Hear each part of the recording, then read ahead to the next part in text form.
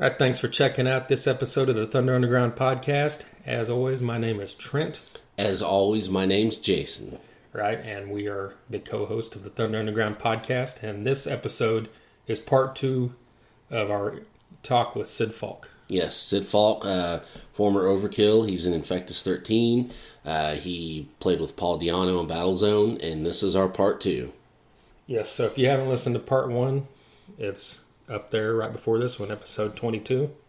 And this one, I can't remember everything, but I know he gets into a lot more talk about Paul Dianno and some more Overkill talk and some more Infectus 13 talk. And I think we asked him how did he end up, in Tulsa from, Denmark. That was a good story. Oh, yeah. So before we get into that, we want to let you know that, hey, if you have a band and you have an independent band and you want us to play your music, shoot us an email or a message on Facebook or Twitter or whatever. Our email address is thethunderunderground@gmail.com.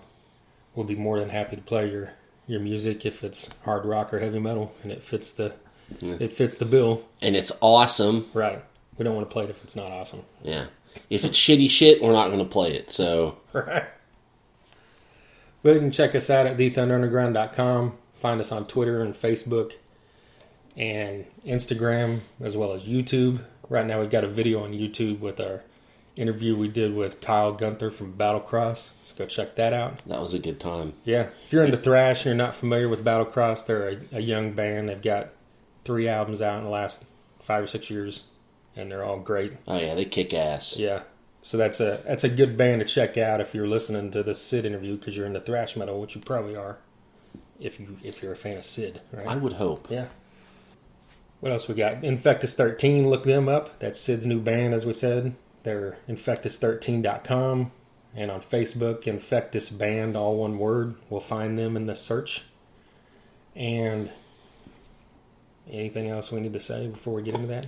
Other than if we need sponsors. Yeah, we do. Yeah, so if you have a product or even a band or a business or anything and you want us to pimp out your stuff, shoot us an email. And we'd be happy to do that for you. Oh, for sure. Right. Once again, go back and listen to part 1 if you haven't yet. And then we'll get into this part 2 with Sid right now.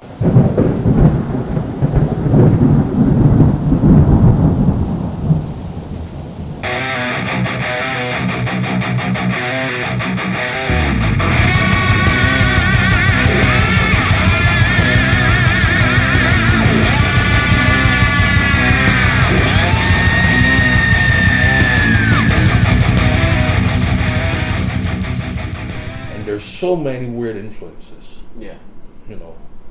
Everybody's so different. Our backgrounds are just, I don't know, you know Sid Falck, he's a thrash head, metalhead. He played Hard Truth, cover band, and all this, that, and the other thing.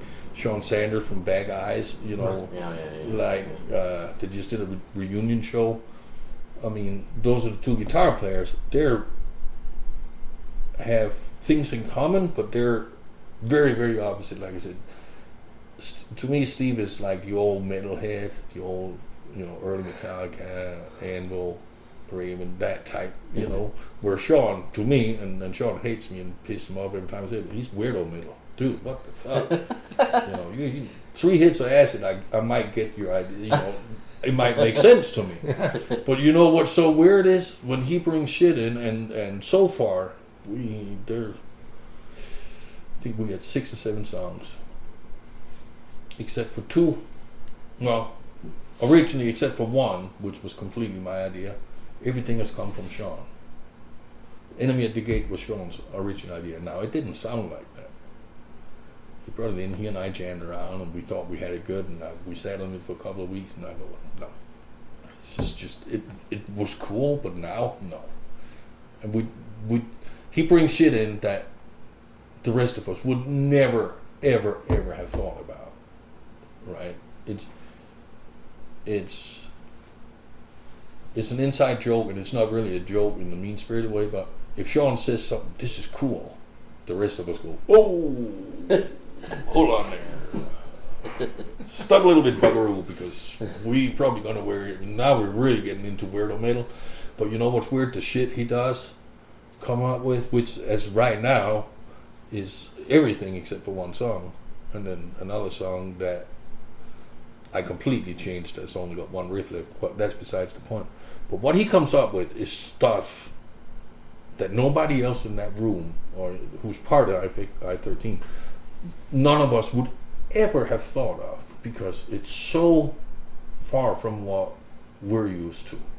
And that should realistically be a problem, right? I mean, you're like, whoa, man, we're not even talking the same language here. But he and I go work on a song, I can tell him, okay, I see potential. I know where I know where you coming from. I know what you're hearing when you play this. But it's so far removed, you know. We're not Korn, we're not Primus, we're not any hippity hop fucking thing. But let me tell you, if you try and play like this, and we switch this around here, we do this, we do this, we do this, let's try that. I said, we're gonna have something that's gonna be scary. And we do it, and it really works. It's still something that came out of his mind, but when we switch it around, I said, you know, you can take one riff and you can have the drummer play 6 different things to it, and you're gonna have the same riff but 6 different songs. I said, it's not really about your riff, it's about what we do with it. It's about how you play it, where you pause, where you're aggressive, where do you speed it up, where do you have time and blah. So it's all subtleties. It's all smoke and mirrors. Mm-hmm. And I think Sean, he and I are probably the two, because over the last year, we've been the two creative forces trying to keep this going. And it's a struggle. But he and I, he's very laid back, quiet, little, sometimes too quiet, right? You know, especially if Sean doesn't say anything, there's a problem. Me, dude, I'm like, let's drink a pot of coffee and then bounce off the walls and fucking get going. You know, I'm as I said, I got big shoes on when I'm in the creative scene. I'm the one that jumps up from the no, fuck you, no, fuck, no, fuck, shut the fuck up, let's do this, fuck, just shut your fucking mouth type of deal, right? Where he's just like, I don't know, dude, that don't tell me nothing. You gotta come out and fucking just swing, throw something, you know. And so we have a lot of, we're personality wise, we're so fucking unbelievably different. But when we just sit around, like if he was here right now, he'd shake his head. He'd go, fucking guy, shut the fuck up, dude, already. Come on, you know. And we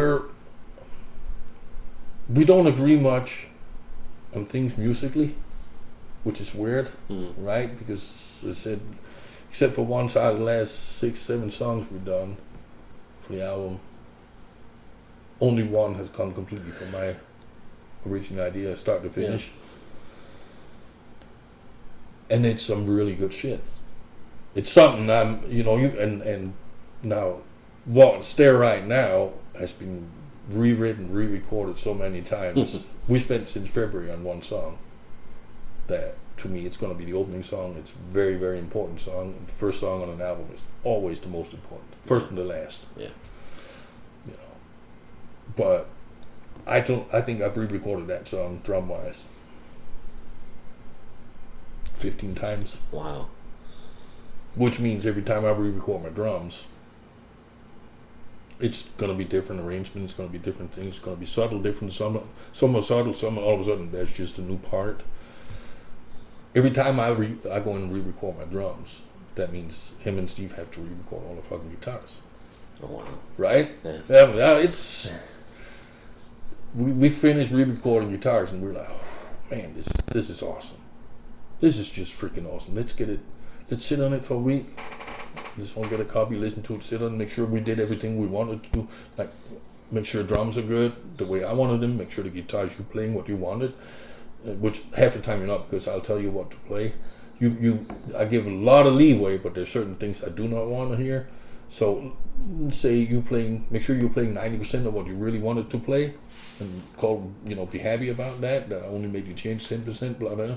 Let's sit on that for a week, and once we know, we'll put it in Dropbox for Andrew to download to Florida, start working on his bass shit. And everybody's like, "Why? You're just gonna come back in 3 days, want to re-record it?"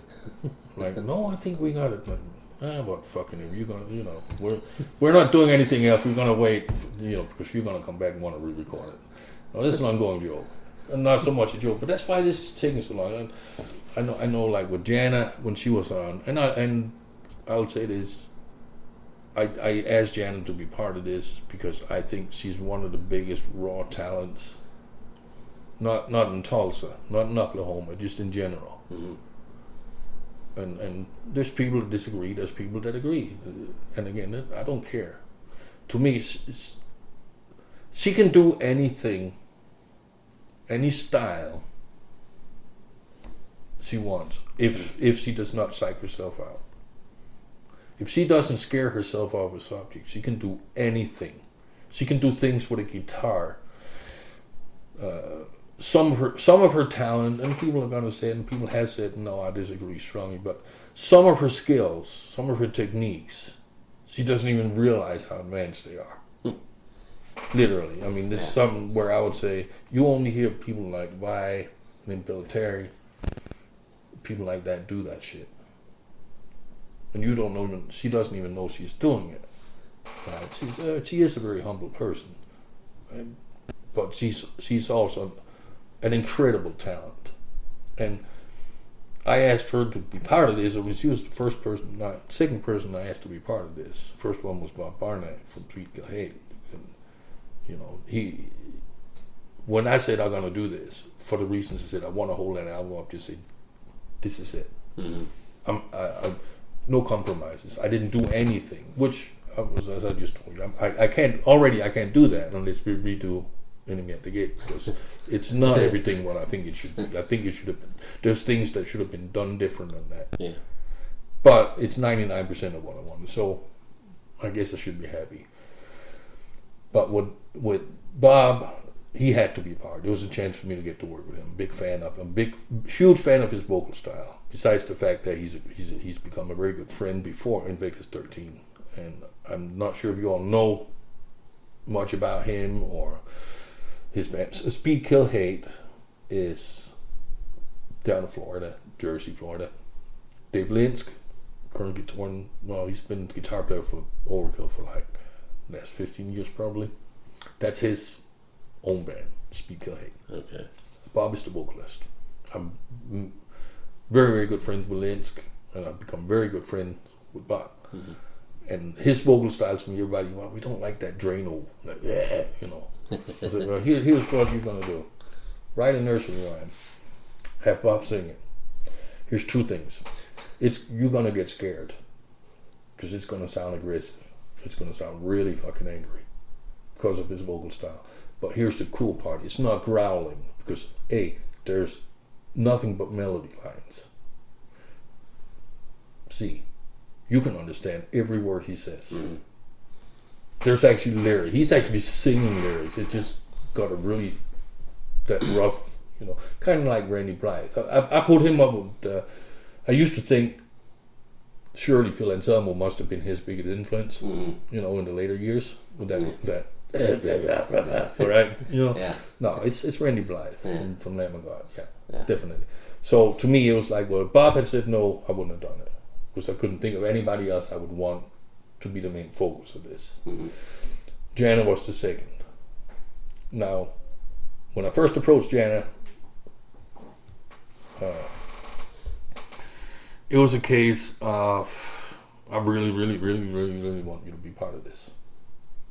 And I had made statements, and just when Down for Five came out with their last thing they did,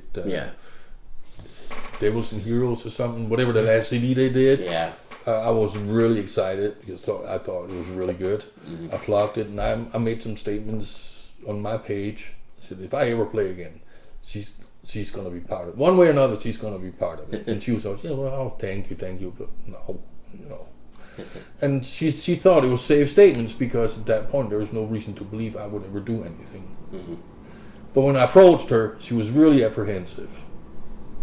And, you know, some people would say, and I think, in a sense, I expected her to jump at it. It was like, wow, this is Sid from Overkill. I don't care if I like him. I don't care if he's good.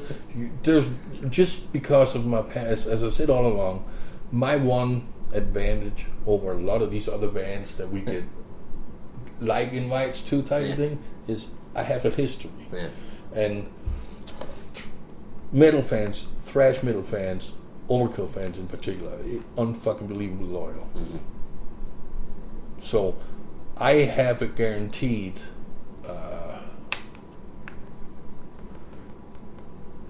we're not talking sale. I have a guaranteed welcome committee. Does that make sense? Yeah. Because that group, I mean, Overkill fans, past and present,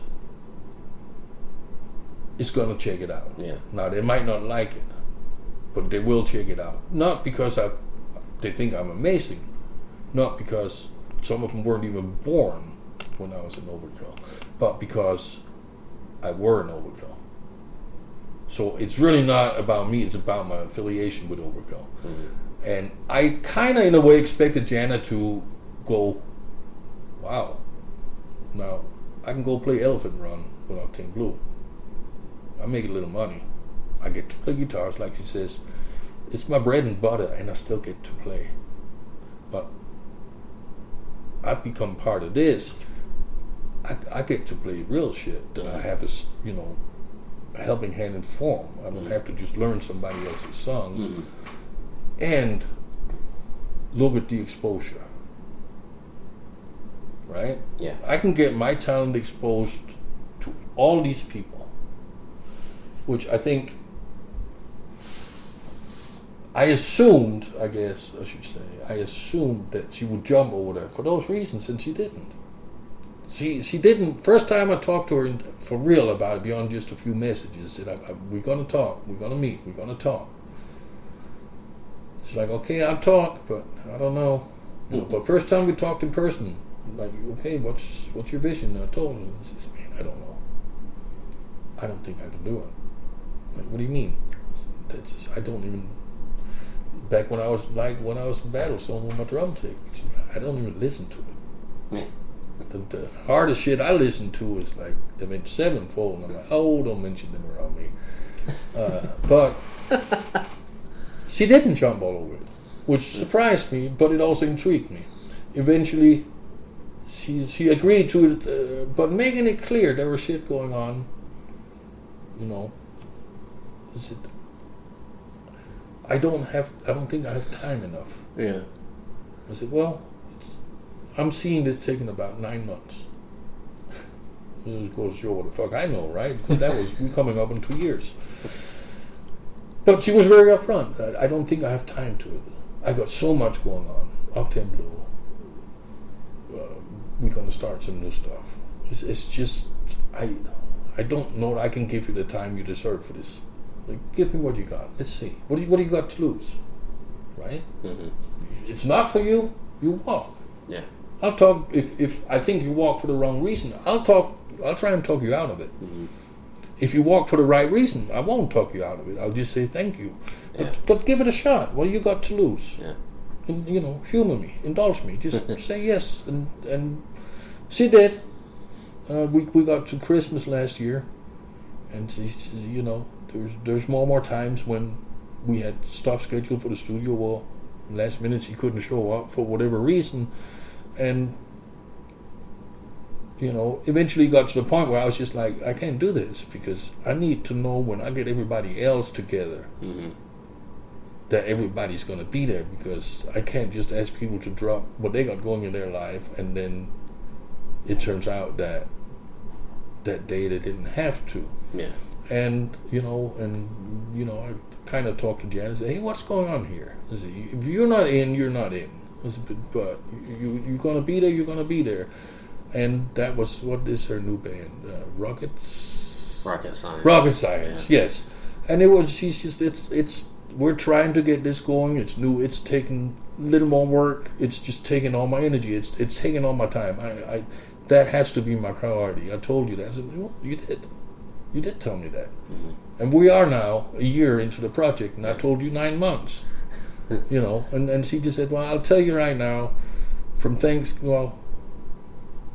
problems started around Thanksgiving time, and that's Jen is a huge family person. First of all, there's holidays. There's a lot of times, our studio days were Tuesdays, and there's Christmas. She said, come Christmas, from Christmas to the end of January, I'm not gonna be available. I'm just telling you that right now, so you don't get hurt or upset, because that we have started to book. We book shows. I think she was saying in February. We have from Christmas to January to nail everything down, and that's my focus. Fair enough. Right? We went longer than I thought, and she contributed. In my opinion, she contributed greatly to Infectus 13 with her work on Painted Black. Yeah. Which, okay, well, yeah, I just told you, she's playing everything I told her to play, how I wanted it played, but she did it, and she did it really fucking well. The lead is her own, right? Shit like that. She also came up with the idea for a song she and I worked on that's still part of it. Yeah. Called Hell Unbound. It's still part of it. I'm still anticipating or assuming that she's gonna, when the time comes, she's gonna come in and finish it up with her lead and maybe some more pretty parts. It's her option. Put it this way: it's her option to say no, right?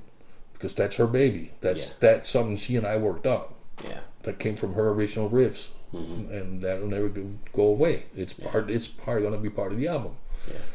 So that's the thing, and I know that's of local interest, and I heard that there was mention about Infectus 13 and when her and Scott was here, why what happened? Well, what happened is it took way too fucking long, and whether it took so long that she lost interest, whether it took so long because I asked her to do things that conflicted with her ideas of how she thought things should be. The reasons don't matter. I mean, it comes down to she was up front when I originally approached her. Yeah. Because the first thing she said was, I don't think so. I don't think I have time. Yeah. I tried to talk her into it, and I ended up talking her into it, telling her, I need you, give me 9 months. Yeah. And she did.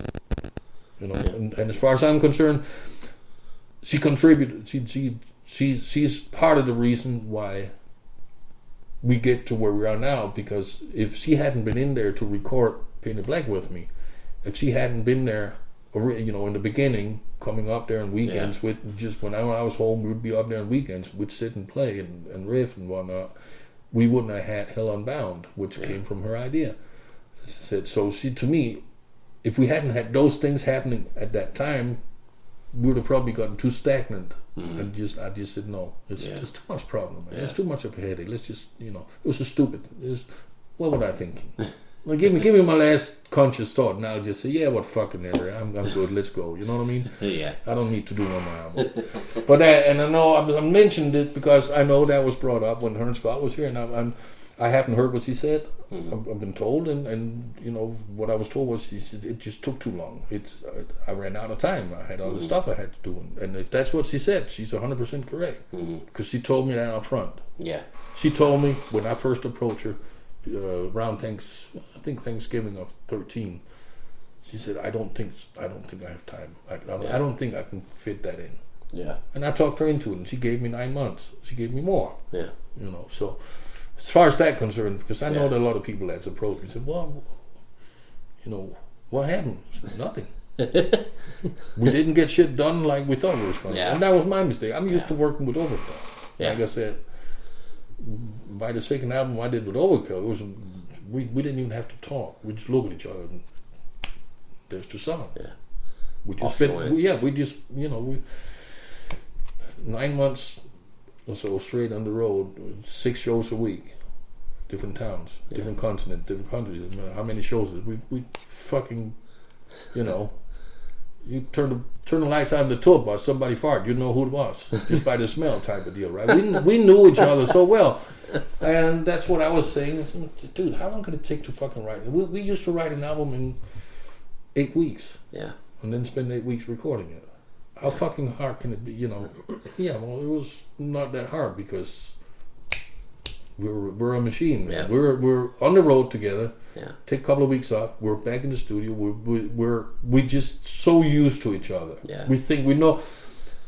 I bring up an idea. I already know who's going to bitch about it. I already know who's going to say no. I know who's going to say yes. And I'm trying to do this with a group of people. Hey, musically, we're not even in the same ballpark. We don't come from the same. We don't have the same point of reference to start from, right? Yeah. Now, well, that should have told me something. Secondly, 3 of us are here. One is in New Jersey. One is in Florida. Yeah. Okay, well, that's going to be a fucking problem writing because we can't just spend 5 nights or 5 days a week in the studio Yeah. throwing shit at each other and see what sticks. Yeah. Which is traditionally how you do it. Yeah. Now it's somebody does something, put it up. Somebody else takes something, does something to it, put that up. Now the third. So it goes like this. Before, you know, we're just like, what song are we even working on right now? Because what did this start out being type of deal? Yeah. You know, I completely underestimated the amount of work, Yeah. and it was just like, whoa, holy shit. You know, what did I get myself into? Like you said, yeah, well, it's good to be a boss. No, not always. You know, I wish there was somebody just tell me, no, fucking just play this. Yeah. You know, How much left do you have to go, you think, before you get it completed? my goal is we're at 7 songs. We're at 7 songs that's completed drums and guitars. Some have bass on them, some have bass is being done at the moment. But when I say we have 7 songs, we have 7 songs that won't be changed again. Right. Right. The arrangements there, they're arranged, and what they are right now is how I want them to be. Now it's just a matter of getting all the instruments recorded. They have drums, guitars, some have bass, and then they're all going to go to Jersey and get so Bob can start working on his vocals. So we have 7. Well, we probably have way more than that, but there's 7 I want. Right. And those 7, as I said, have been redone numerous times. My goal is to have a minimum of 12 originals. Just not that you could fit necessarily 12 on an album unless they're 3-minute songs. But I don't want to have to use everything I have. I want to be able to choose. I want to have something left over. You know, where you can say, wow, that's that good, and it's still got left off what you're releasing right now. I can't wait to hear the next. You know, I want to hear what's really there. So I want 12 originals. We're writing. I've made, since February, we've been working on the one song. It's called The Devil's Game. And I've probably rewritten that 15 times. Mm-hmm. Well, that doesn't speed things up. Because every time I rewrite it, I got to go re-record drums to the new version I want. And then everything starts getting troublesome because now Steve and Sean has to go and re-record all the guitars again. So it's just like an endless loop of me fucking changing my mind. So I'm seeing from here out, it's going to move faster for a number of reasons. Up to now, Sean has been the main instigator as far as coming up with ideas and riffs, and he's only had me to bounce stuff off to the extent of me saying, that's not just weird metal, that's no, right? He has, or I can say, okay, let's try this. Let's change how we play. Let's change how you play. Let's change how you emphasize certain things. And I think it'll be really heavy as fuck. But that was all he had. He had nobody to bounce off. Now he has Steve. Steve is very creative. An old dog like us. Call him Pops. He's the old one. Hey, Pops, you fuck. He's been around the block. And even though him and Steve and Sean are from different backgrounds musically, as far as where they've been, where they come from, how they think, all of a sudden Sean has another guitar player to bounce shit off. before he didn't even have the bass player, because the bass player Andrew Guthrie, he's in Tampa, Florida. So the only way he could bounce stuff was to upload it to our Dropbox and everybody download it. And then it was really hard to be creative because he couldn't just sit down, dude, man, I'm stuck. Here, listen and play. I don't know where to go, you know. And have somebody sitting across from him with another guitar. Say, oh, well, I'm hearing this. Again, like what I say about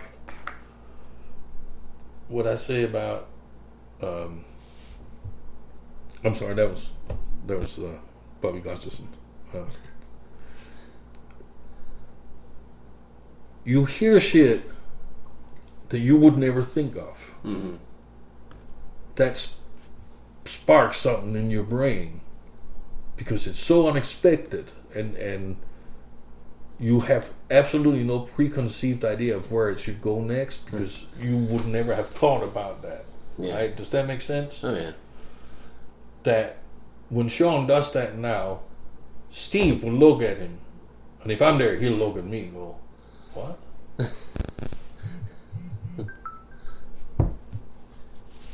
And he will say, okay, here's all I'm hearing.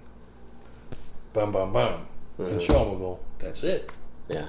Okay, now, Sean will go like that because he has a preconceived idea. This new riff is his baby, and he already thinks it's the most beautiful thing in the world. So he's closing off all the other options. I do that. I come up with drums, and I think this is the ultimate way to play drums for this part. And once you get in that mindset, and you get in that mindset because this is what you came up with.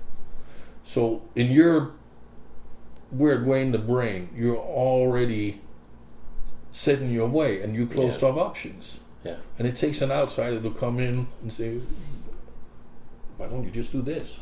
And you go, wow, I never thought of that. No, of course you didn't, because you were looking like this. You already knew when you started doing this riff where you thought you wanted to end. So you locked all the doors along this hallway. You never went into these rooms to check out what was in there. And now Sean has that. That's awesome.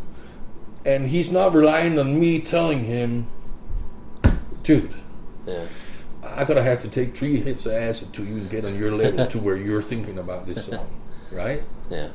He has Steve now, him and Steve. And Sean is the same way with Steve. With some of the shit Steve comes up with, Sean would never think about because that's just metal. Yeah. There's nothing cool about it. And I told you when Sean says cool, the rest goes, uh-oh. Right? So, for some strange reason, for the same reason why Sean and I see things so differently, and sometimes to the point where I'm like, dude, I'm going to find somebody else. Because, this is my shit. I don't want to have to humor you. Mm-hmm. And at the same time where Sean goes, dude, I can't be part of this, dude. You're fucking way out there. And yet we've been managing to create some stuff that some of it Sean hates. And I'll tell you that right out now. Like the last song we worked on, Devil's Game, what I turned it into, he absolutely hates. Mm-hmm. He accepts that's how I want it. But he hates it, and he has no problem telling me that. He has no problem letting me know that. But still, we come up with cool shit. Now, he and Steve they're up there every week in the studio, a couple of days every week, finishing up guitars, redoing guitars from the old stuff. Yeah. And now they're going to be starting to work on 6-7 new ideas. Mm-hmm. And I think it's going to move fast because Sean is not having to rely on a non-guitar player to suggest guitar parts, which is what I am, which is a good thing in ways, it's a bad thing in others. Mm-hmm. It's a good thing from the point of view that I don't think like a guitar player, thank God.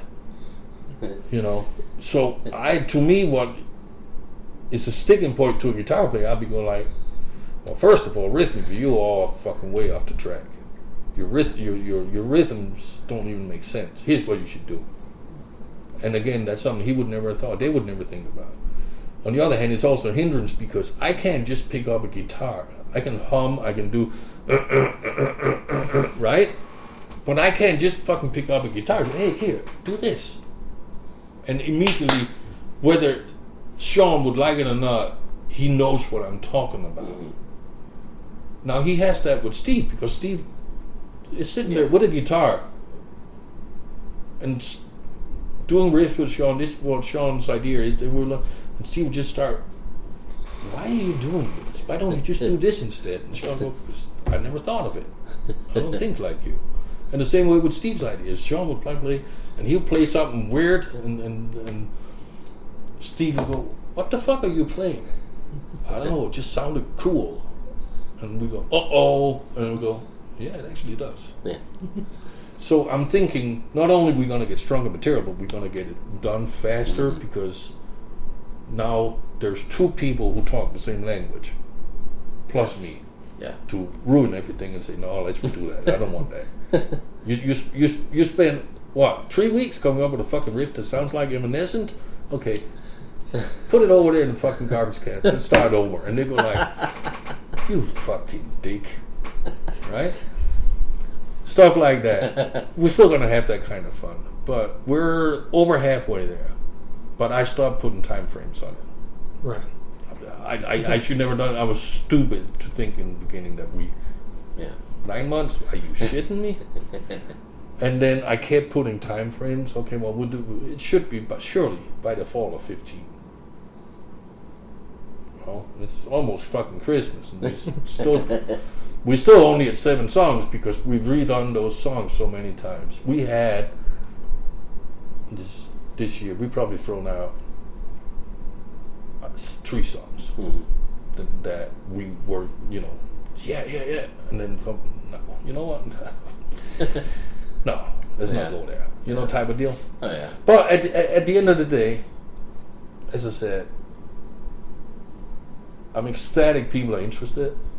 I'm ecstatic they give a shit even after all these years. But at the end of the day, if you're not patient and you can't stay with it this long, sorry. I wish you could, but I'm not going to lose sleep over that part of it because again, this is for me. And so I stopped saying, oh well, maybe by January we'll be done. I still say it, but I don't mean it. And I certainly don't put it in writing anymore. I said, we'll be done when I say we're done, we're done. Yeah. And we may never be done. There may come a cut. I mean, I have not put a cutoff point. I tried that with the guys because I felt they were really kind of losing interest and focus. And I just said, dude, we don't have something by this date. I'm pulling the plug. And I'm either pulling the plug on I-13 completely on the idea, or I'm pulling the plug on this current lineup. Because also I got to be careful. Because I have to realize that everybody from Bob, Jana, Andrew, Steve, Sean, Kelly, who takes care of the logistics, Stephanie. Well, Stephanie I was paying, so take her out of the equation. But everybody's volunteering their time and talent. Yeah. I'm not paying them. I'm not. I don't have financial people behind me. Yeah. Right? Like we were talking about back in the old days. Well, there's a couple of 100,000. Spend 100,000. Spend 100,000 on fucking studio time. Divvy the last 100,000 of our salary for everybody for a year. Yeah. Quit your day job. Go play.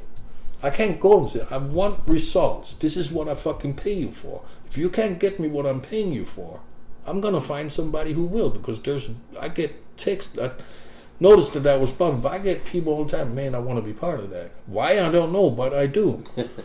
So, but I can't tell people that. How do you get pissed at people who volunteer, give their own time, give their talent for no other reason that they got caught up, and I convinced them that this would be cool, right? So I can crack the whip, which I do, and I can be a dick, and I say, dude, we get fucking going here.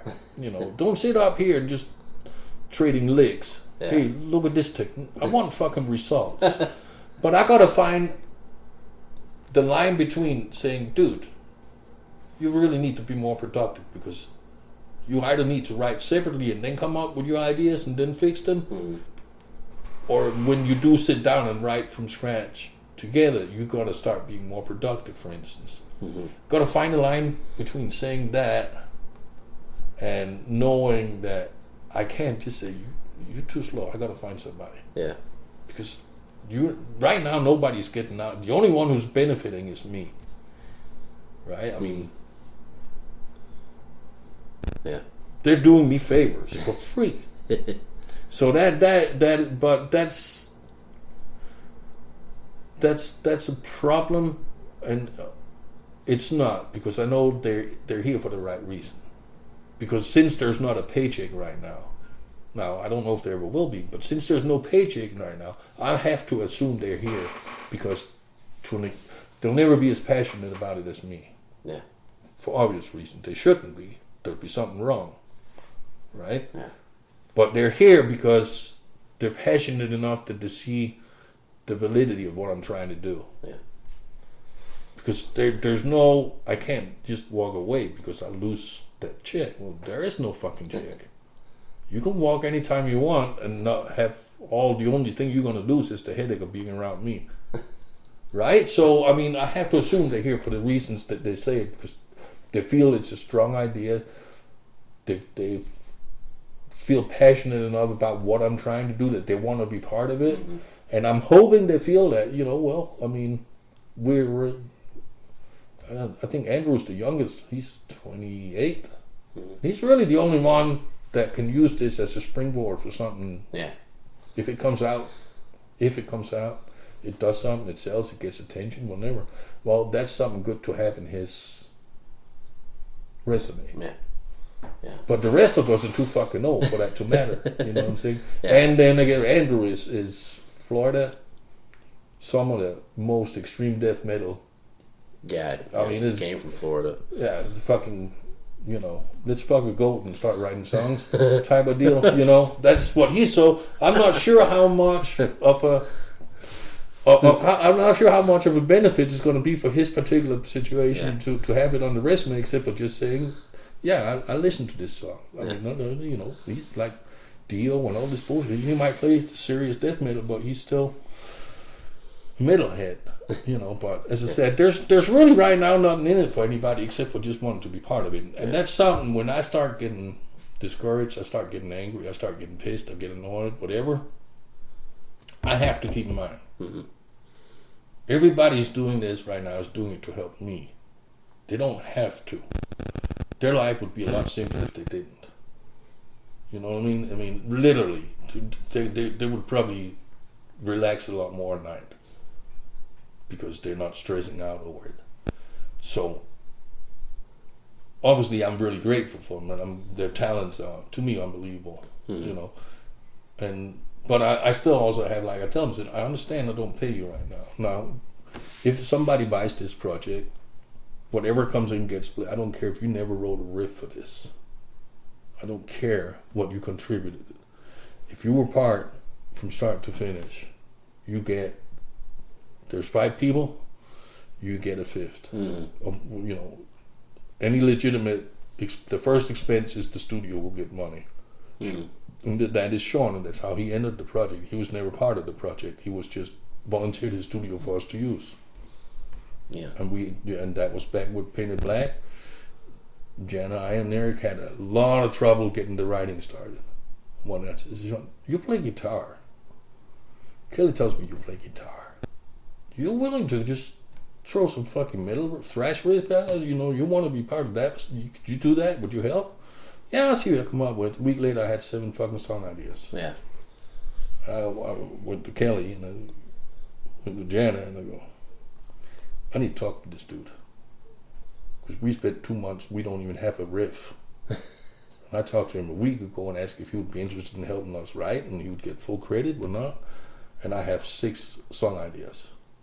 Wow. No, not all of them are amazing, as I said. It's Sean we're talking about. But Enemy at the Gate was the first. Enemy at the Gate was the first original we ever worked on. So that was part of that batch. And 3 out of those 6 are still in existence. Mm-hmm. So that's where I went to Sean and said, now, you want to fucking be part? I mean, I feel really weird about you writing and helping play it with us till we can learn it and shit. And then not record it? Is it you want to be? Do you want to like kind of be part of this? I mean, that's why wouldn't you want to record your own shit? Yeah. And it must have been something he had been thinking about. Yep. Cool. Well, we got 2 guitar players now. Yeah.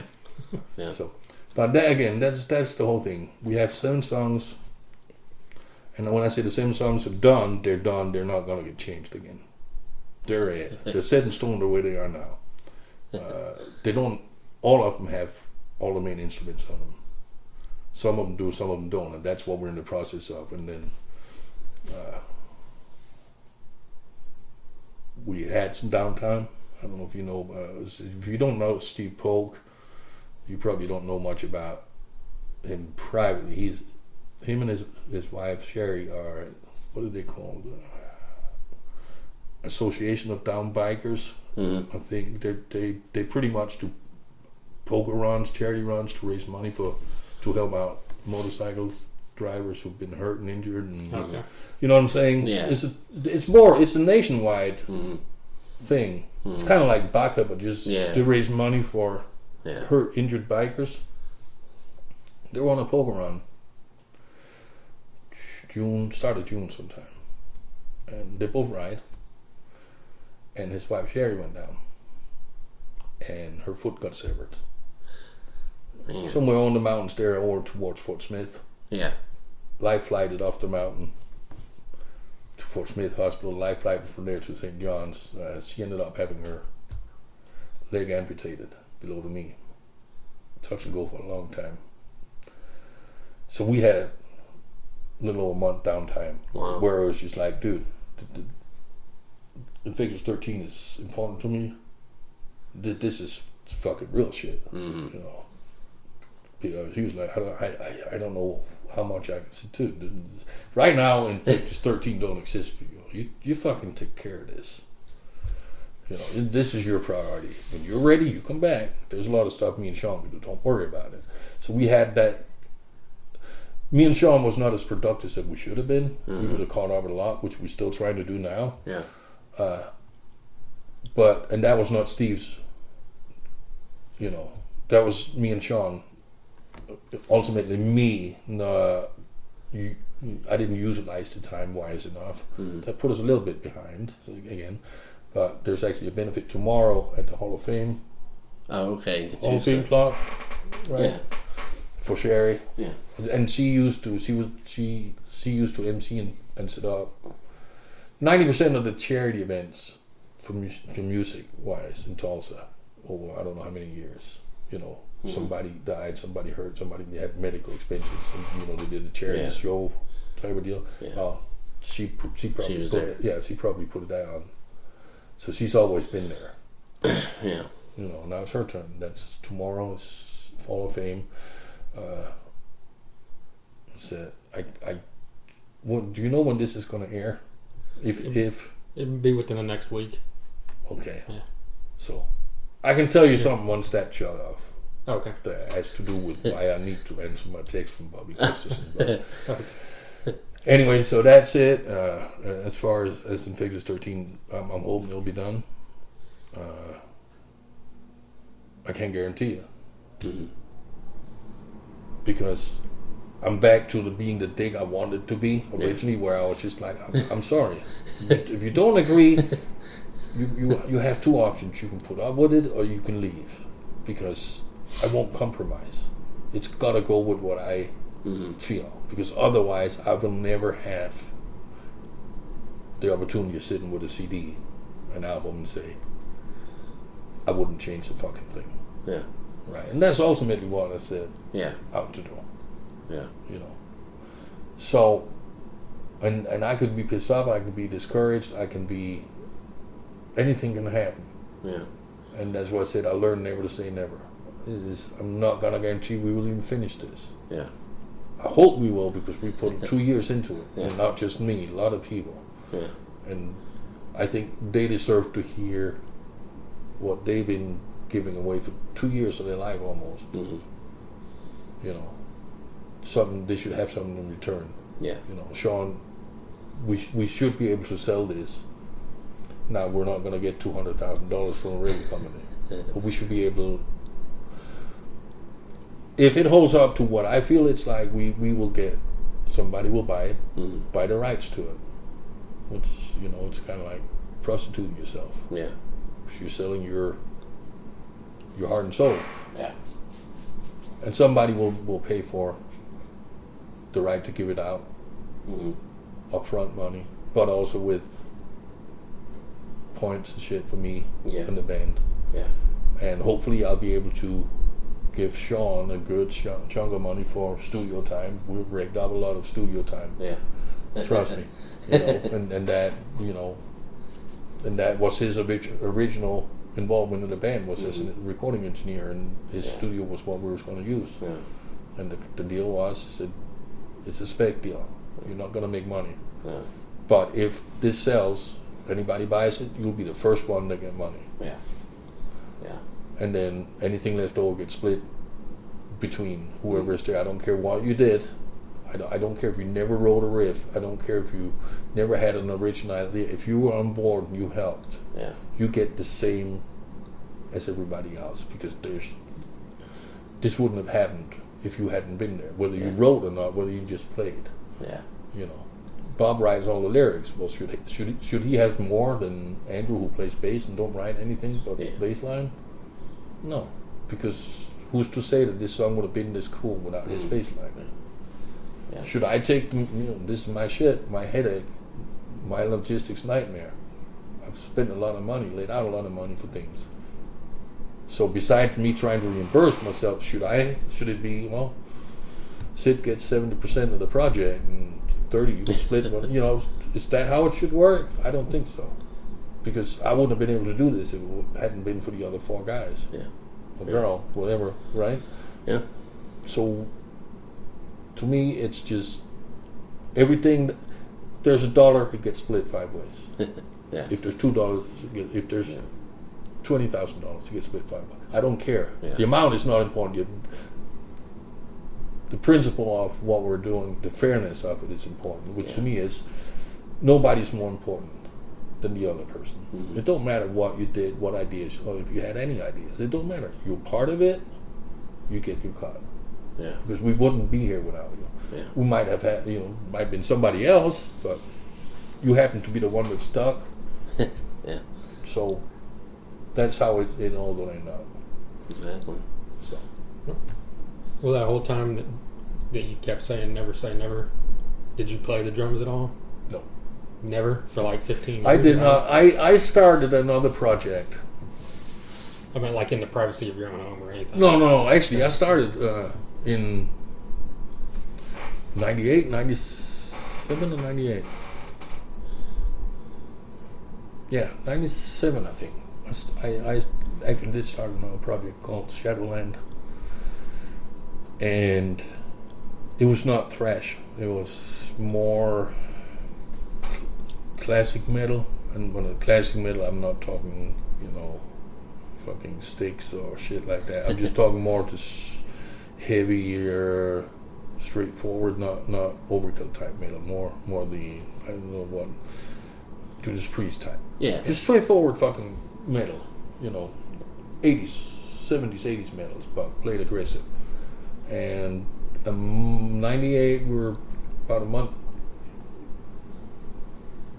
And I had management but it was kept very, very, very, very quiet. I think January, February of 98, when we were a month away from going in the studio, I crushed my thumb. And effectively was told it turned into a nerve disease. I mean, I had no muscle.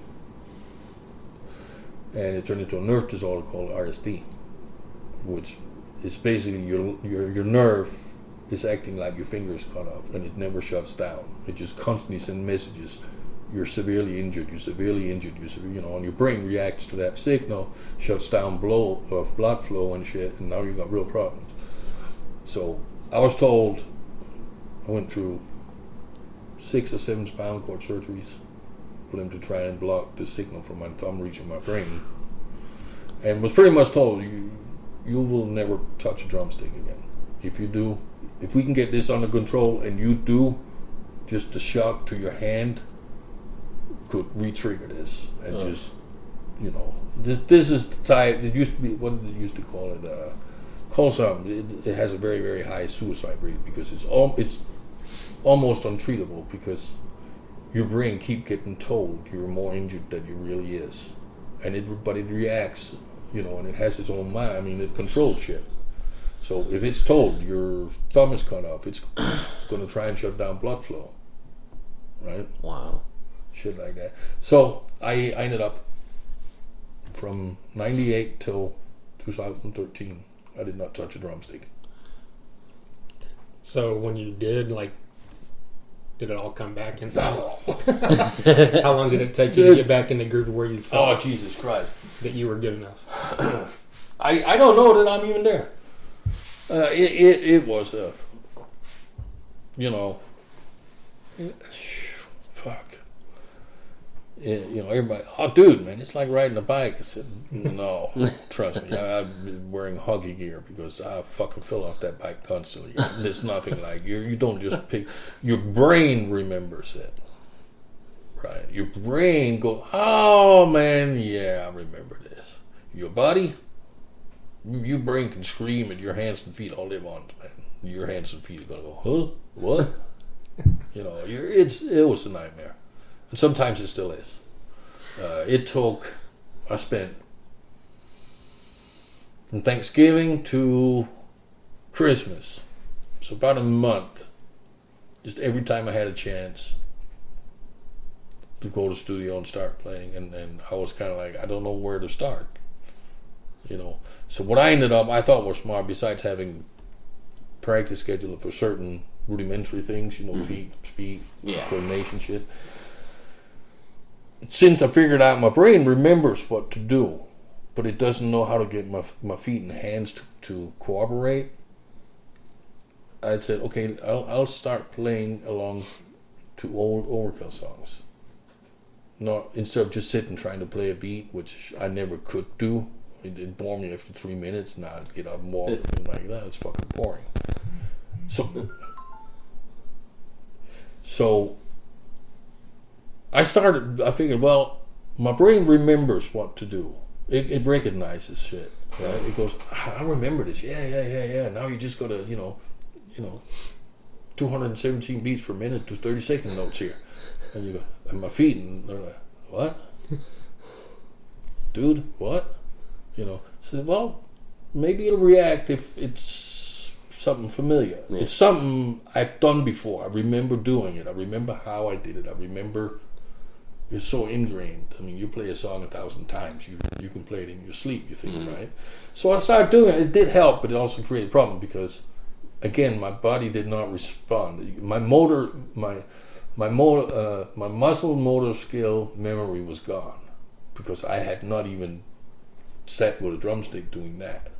So all my muscle memory and movement, you know, nothing was second nature. You had to think about where in the old days, you could be in the middle of fucking Evil Never Dies Live, which was twice as fast as the fucking studio album, and you just did shit.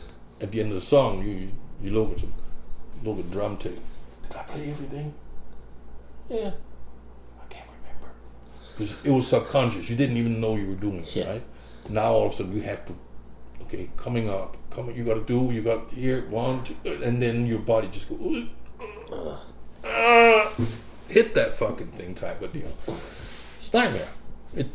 I'm still struggling with certain things. There's still things, the things I used to do, not even thinking about it, I was just, now I not only have to think about it, I'm going to go, I probably shouldn't go there because it's not going to happen. You can't just erase 15 years of non-participation and think you're going to jump in and be what you were. On the other hand, it's I don't want to reinvent myself, but it gives you an opportunity for all those years. You have new influences, right? And there's new things you thought, man, if I was still doing, I would try and do what he just did, type of deal. You know, you hear shit and you go, that's how we learn. We hear something somebody else did. If we try to do it, we might not do it exactly like it was, you know, but we'll do our version of it. And that's how people, oh man, how did you even come up with that? And you're not going to say, well, I stole it from him and just couldn't do it as good, so it ended up sounding like this.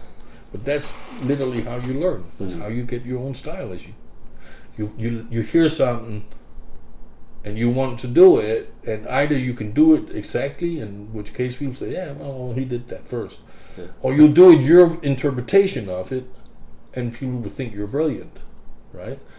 So I had understood, well, there's things I used to do I'm not going to do now. I'm not going to sound like the same drummer. My style has changed out of necessity because I haven't played. I haven't maintained my style of playing. I still hear music the same, but it gives me a chance to do stuff I would never have thought of doing. Kind of like when I hear stuff Sean comes up with, I would never have thought of that. Back in the day, I was setting my pattern of playing. This is how I play. This is how I hear. Not because I want to. That's how it is. This is how I talk. To you guys, I have a Danish, English, New York, Hig accent. To me, I have perfect, flawless English, right? Yeah. Because this is just how I talk. Yeah. I've never heard it different. So you see, back in the day, you see yourself, you're not seeing yourself as trying to be who you are. That's just who you are. That's how it ended up being. That's how you heard music. That's how you responded to a riff.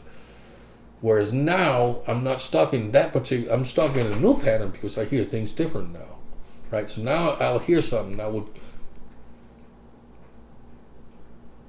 I play way faster now, which is weird. You know, you would think that would be the first, especially feet, your speed would be the first thing to go because that's, once you get over a certain point on double kick drums at a certain BPMs, there's only, you only build with the muscles and muscle coordination you have. So while you can train over time to get better and more accurate and a little faster, if you're a long distance runner, you're never gonna win an Olympic gold in fucking 100-meter dash, right? Because your muscles are not made to do that. Nothing you can do. You cannot force your body to change to become fast enough. So to me, and that's how I always thought. Well, I mean, bare bones, evil never dies. This is as fast as I'm ever gonna play because I'm right there in the edge where if I try to push another half beat per minute, I'm gonna fall off that fucking cliff. I'm gonna just throw shit up in the air and just hang on to the drum rims because my ass is hanging down. Right now, I'm finding myself doing shit just for fun. I'm like, dude. Now here's weird. You couldn't do this what you used to do the way you used to do it, but you can fucking do this. Because, like I said, I lost all my muscle memory. When I came back, it's coming back, but it was not second nature. When I had to do a change, I had to do something, I had to think about it. Right? I had to actively tell my body, this is what you need to do coming up. Right? But because I lost that and had to try to get it back, I also lost the preconceived way of doing things, the way my muscle memory was at the time. Now I'm building up a new muscle memory of doing things a new way. So for instance, my foot speed is not restricted by my old memory of that was just your feet were that fast and not more. And back then there was no point in trying to force them because they were not gonna get faster. That was just not how you played. Whereas now I'm like, well, there's some of this cool shit I thought was cool. I can't do because I can't remember how to do it. My body did it for me. I never had to think about it. It just happened. Which now I can't because every time I do something now I have to think about it first. You know, and since I don't have no memory of how my body did certain things, I can't get that back because there was not a pattern. There was not written down, you do this, then you do that, then you do it this way, and that one, your foot do this, your pinky does that, and that's how it ends up sounding like that. There was no formula for it. It just happened. But on the other hand, now I'm doing shit that I could never have even attempted back then, which I don't get. So it took me a long while to get to where, like, we did Painted Black. I almost didn't release that because I didn't think it was good enough, drum-wise, just because I was kind of like the first Overkill album, Over the Influence. I was just like, I'm out of my league here. I'm not in control, you know. And then to where I'm at now, a year and a half later, I'm very comfortable. There's still stuff it's just a fact. You're not gonna hear me do certain things again that you might expect me to do. That's a fact. It's not gonna come back, not because I couldn't play it, but because I don't know how I played it, because it was never a conscious way of doing things. It just happened. Your brain didn't take a memo and store it. This is how you do this. Your brain just sent signals to your arms and legs. Go spastic here, and this is what it's going to sound like, right? Yeah. And so I can't get that back. But you're going to hear me think, and that's what I'm saying. It's so weird. I'm even, you know, I'm doing shit now. Or back then would have gone. You're wasting your time. You think you're ever going to hear me fucking play that? Because there's no way in hell. And it comes easy to me, you know. But I still don't feel I'm back. I'm still having to, a lot of times, plan out ahead what I need to play. Whereas in the old days, I never thought about it. I never thought about coming up. It just happened. I heard something, I did something, and it came out that way. It was not conscious. It just how you know. That's how it was. Yeah. I didn't have to plan anything. I didn't think. It just played, and that's what it ended up sounding like. You're on autopilot. You know, you're sitting thinking about tits, ass, and pussy, and it's like, oh man, I wonder if I'm gonna get a blowjob tonight. What song are we at? Oh, look at those tits, man. Holy fuck. Type of deal. You're not even aware what you're fucking doing. Whereas now I have to sit down. Okay, this song, I hear something. This should do this. I should do that. I should do that. Okay, now I'll go try it. Right. Which is a unnatural way for me to do it, because that's not how it used to be. Mm-hmm. On the other hand, the things I sit down and say, you should do this, you should do that, you should try that there, and then try that there.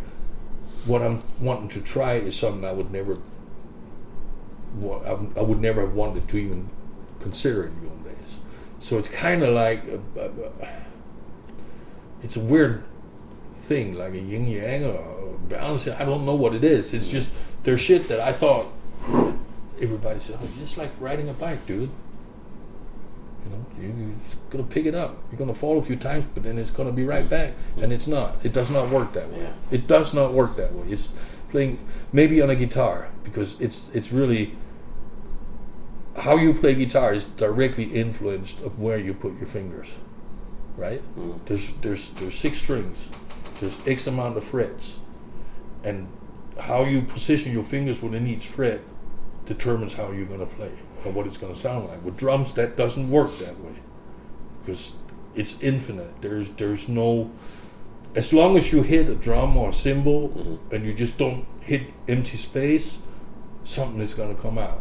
So there's no, you can't just say, well, if you do this, it's always going to sound like this, because it's not. Because what if I hit a different drum? I think completely different. Right? If the simile makes sense at all. So to me, it was just like I almost gave up. I told Kelly, I said, I don't think I should even try this. I think I'm gonna fall on my ass here, because this is way too hard. You know, because it was really discouraging. Because no, it's not like playing. It's not like fucking riding a bike. But in the back of your head, yeah, come on, man. I played drums for 30-something fucking years. You couldn't forget that. And the thing is, I didn't forget it. My body did. Right. Right? It's like, yeah, I slept a few times. My body slept a few times. It's not just second nature.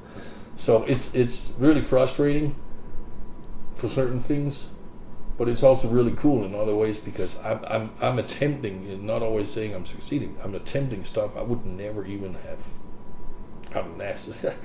Good luck, you ever think you're gonna hear me try that? Let alone actually do it. Just I wouldn't even attempt it when we're sitting around having fun in the studio, just goofing, doing stupid shit. Hey, let's play something at 400 beats per minute. Okay, why not? You didn't give a shit, you know. And even within those parameters, you would sit down. We go to 400, 450. You go fuck yourself. Type of deal, right? It's that mindset, and it's all mental. Because I do believe you can make your body do things It never done before. If you approach it right and realistically, but you have to be.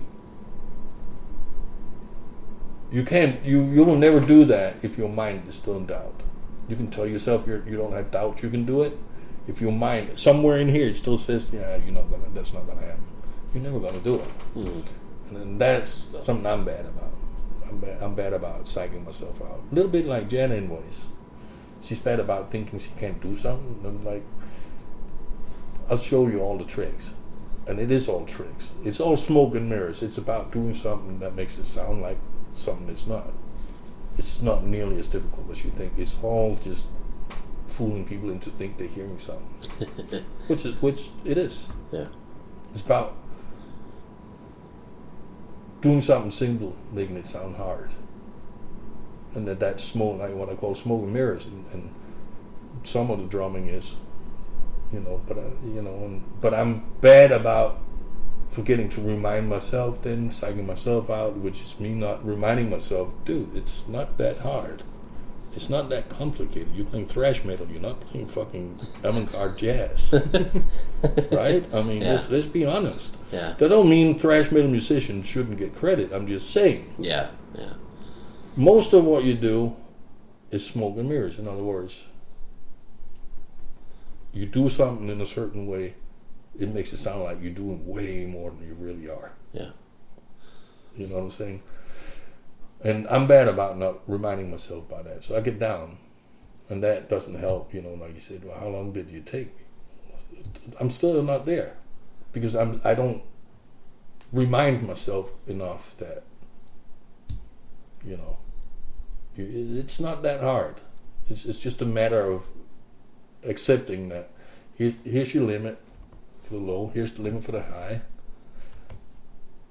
If you stay a little lower than your low limit, a little higher than that, you're going to be all right because there's ways around. If you want something but you don't really know how to do it, find a way to make it sound similar, and people will think you did just what you couldn't do because to them it'll sound like it. Mm-hmm. They don't know. Yeah. Right? But you try and go like this, you're going to fuck yourself up. And I'm really bad about going like this. You know what I'm saying? So it's taken me a long time. And I'm still not going to tell you I'm back, Physically, I'm probably close to being back in the saddle, just strictly playing wise. Mentally, I'm not, and I don't know that I'll never get back to the same saddle, which I think is a cool thing too, because why would you hear me recreate what I've already done? If you want to hear that, go put on those fucking albums, right? Yeah, true. I mean, challenge yourself to something. Like I never thought I'd play with somebody like Sean. I thought I'd lure you out the back door with a beer or something, and I'd fucking shoot you. Because fundamentally we don't look at things the same way, and yet I don't, because I love the guy and I know what he brings to the table type of thing. And the same thing. Why would I just, like I've said, this is not. Although Horoscope is the last big album I did, last full commercial album I ever did, which means that whatever I do now is gonna get compared to that. Mm-hmm. That's inevitable. That's human. I mean, especially, but I'm not going to go out and rewrite Horoscope. I'm not going to go out and say, oh, this is the new Overkill type feel. Yeah. It's not. This is completely, it's not. It's still thrash metal. It's still heavy metal. It's still angry, but it's not Overkill. Yeah. It's not gonna be. And it was never intended. It was specifically made clear. It will not be. Mm-hmm. Why would I want to do that? First of all, how would I compete with the original? Mm-hmm. You can't. Why would I? As I said, you want me to play Bare Bones again? Go put on that song and listen to it in thrash. Right? Yeah. Don't mean I can't play something that's in the same vein. Yeah. But I'm not going to rewrite Bare Bones. I'm not going to rewrite Horoscope. I'm not going to rewrite fucking Nice Day for a Funeral.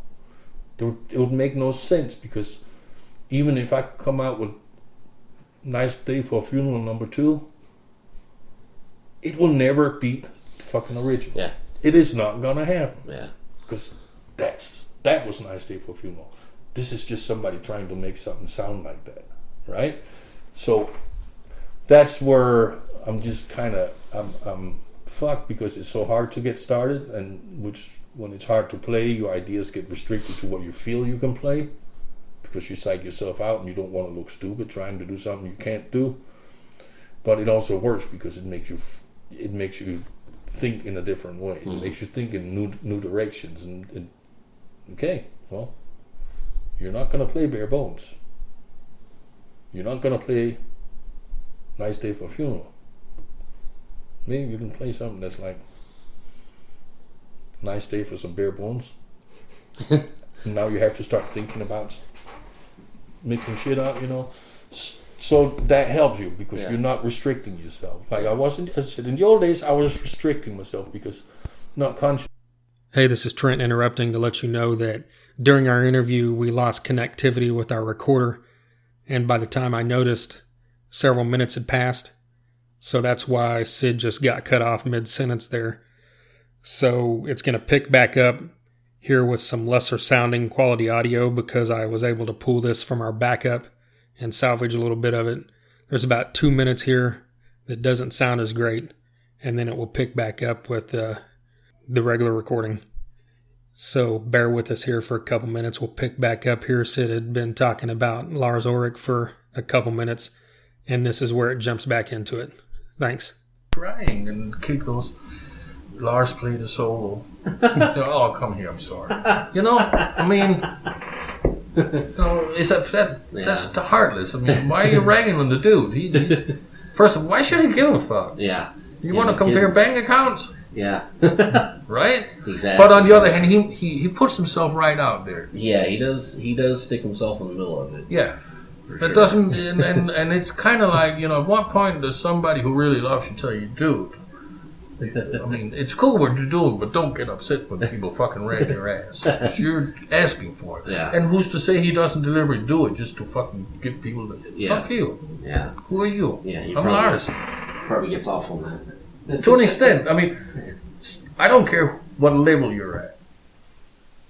You play, and you play well enough to record and get released and actually sell shit.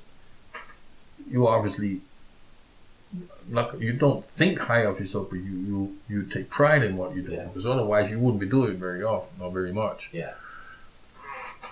And I don't care who you are, what level, and how many people say yay or nay. When somebody say nay, it gets you. Mm-hmm. It still gets to you. You can pretend all and especially if it's a valid point, or somebody is not just saying you suck. Why? Well, you just do. Okay, well, I'm not going to lose sleep on that one. But somebody actually, well, you're trying to blah blah blah blah blah. I'm like, kind of stung a little because you probably agree. Yeah. Yeah. So exactly. I don't know. And they say, well, they don't pay attention. Yeah, you do pay attention to it. Because for some reason, people are always really interested in bringing it up to make sure you know about it, what somebody said. You know what I mean? Yeah. Human nature, I guess. Yeah. Yeah.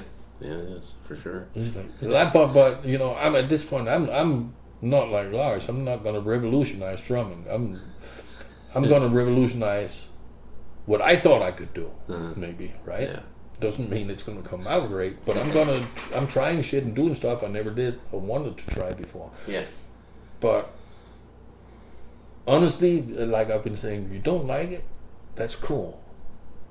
You don't have to, because I didn't do it for you. Mm-hmm. I'm not doing this for you. Yeah. I'm not doing it for you. I'm doing this for me. Yeah. It's so fucking, I don't even know, narcissistic. It's not even funny. Because this is literally just for me to go, you hear this? It's got everything it needs. Yeah. You should never change anything. Yeah. This is it. Yeah. This is what an album should be, in my opinion. Not in yours. I don't care of your opinions. To me, that's what this is about. Mm-hmm. So, if the day comes, it gets out, everybody hates it, I'm still going to be able to say, this is everything I wanted it to be. Mm-hmm. But I'm sure it's going to bother me if everybody else thinks I'm wrong. I'm not going to lie. I mean, sure, right? I mean, but then again, what do I really know? Yeah. I'm not really that happy with Enemy at the Gate. I don't think it's everything it should be. I think I compromised on certain things. My biggest thing, the tuning. Yeah. I hate drop tuning. I hate fucking open tuning. Yeah. You play thrash metal over certain beats per minute, it's mud. Yeah. And the only way to get that tone is to make it so thin that you can't stand listening to it. Yeah. But okay, it's what it is. More people love that song than the opposite. So that tells me, okay, this bothers me. Yeah. But I'm the only one right now I haven't really heard too many other people saying on this. I say first to say, well, yeah, thinking about, yeah, it would have been probably cool in straight tuning. Right? So that's where I'm saying, well, I compromised more than I should have, more than I wanted to. But on the other hand, Yeah. I'm the only one, the points I don't like about it, I'm the only one bringing up. Yeah. Which means then I have to question, well, where's my line, where's my limit for compromising? Because obviously, I'm not bringing up something about Enemy at the Gate that everybody else is bringing up. Yeah. If that was the case, that would validate, say, yeah, I should not have compromised. Because it turns out, again, I was right. Yeah. Like, the stuff I think I shouldn't have compromised, I should have really just gone to bat for in Horoscope. Some of it is picked up by other people. Others, I'd have to tell them what it was, and they'd go, oh, okay, well, that's not a big deal. Yeah. So where do I put the line of, okay, well, I need to, if I want to keep Sean happy, and if he's happy, he'll be productive, where do I compromise? Yeah. And where do I draw the line? If I want to keep Steve happy and keep him productive because he's happy, where do I draw the line on compromising? Yeah. Right? I Yeah. mean, it's fucking tough. Yeah. That's tricky. I got a random question for you. Okay. I posted on a couple groups on Facebook and asked if anyone had any questions for you. And one of them, a lot of them were the basic Overkill stuff, but one of them was, Of course. is Paul Dianno as self-destructive in person as the media made him out to be? Is Dianno as self-destructive in person? Well, in person that doesn't make sense, but is he as self-destructive as a person as the media made him out to be in the 80s? Yeah. Okay. Hold on, let me just answer Gus's now.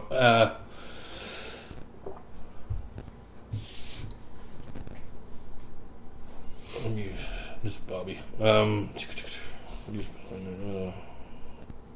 But Paul was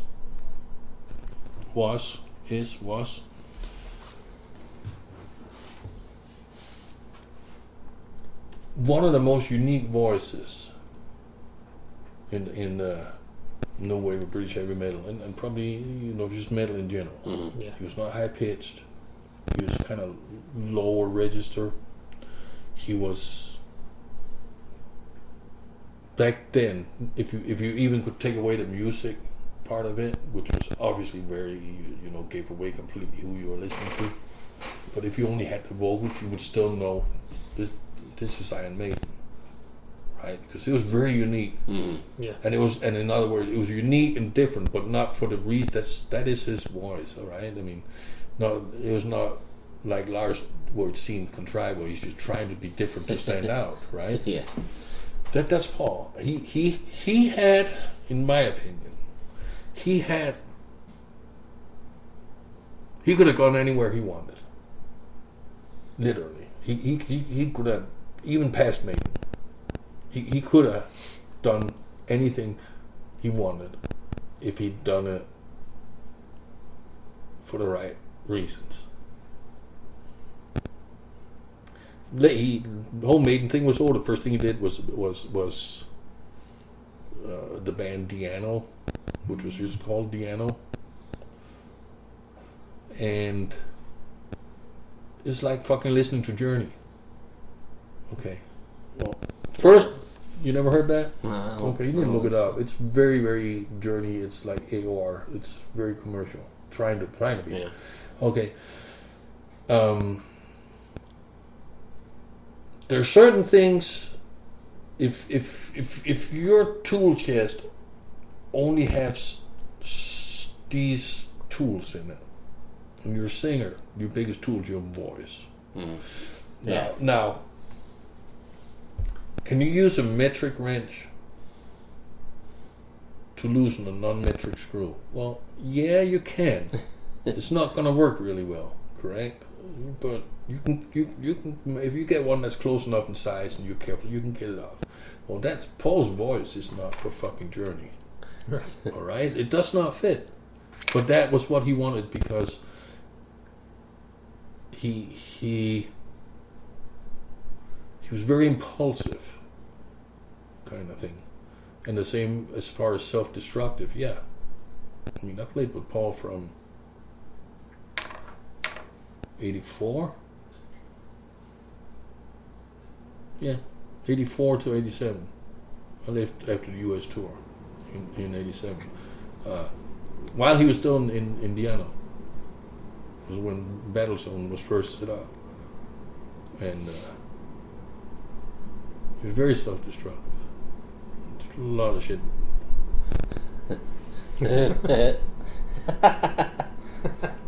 we did a lot of gag. Oh, hell yeah. We were fucking... We were... Yeah. It was nuts. I mean, from start to finish. He wasn't the only one. He's just the one that had the bigger name, obviously. Right. Mm-hmm. And I haven't talked to Paul since 87. I've read some of the shit he said, and I'm not going to touch it. Was really strange. About a month ago, I got a friend request on Facebook from him. Very odd. Because according to him, you ever meet there, somebody's going to die type of deal. There's not a lot of love. And that was not very nice after I left. Some of the first, for obvious reasons, when I first joined Overkill, some of the first interviews obviously had a lot of questions for me about Dianno. Because it's fucking Paul Dianno. Mm. Right. Yeah. And I wasn't nice. I didn't leave on good terms. Retrospect, was that the right thing? Probably not. I mean, first of all, you left, so who gives a fuck? Why even talk about it? Somebody asks you, say, I got nothing to say. But you say shit. He say shit. He was the one. I think he's ruined. I think he's had more opportunities in the music business than just about anybody else to get back on what he could have done. I think he's had more chances. Why? I don't know. I mean, how many projects and bands has he been involved with since Battlezone that has gotten so much attention, and yet every single one of them went down the same road. Yeah. Right. How many people do you know that gets that many chances, especially in a business where here, like David Lee Roth said, here today, gone later today. Right? How many more? I mean, I don't know anybody that gotten that many shots at getting it right. At a meeting, say, hey, dude, I need you over there to tell me what the fuck to do, because I'm a moron. I do not make the right decisions.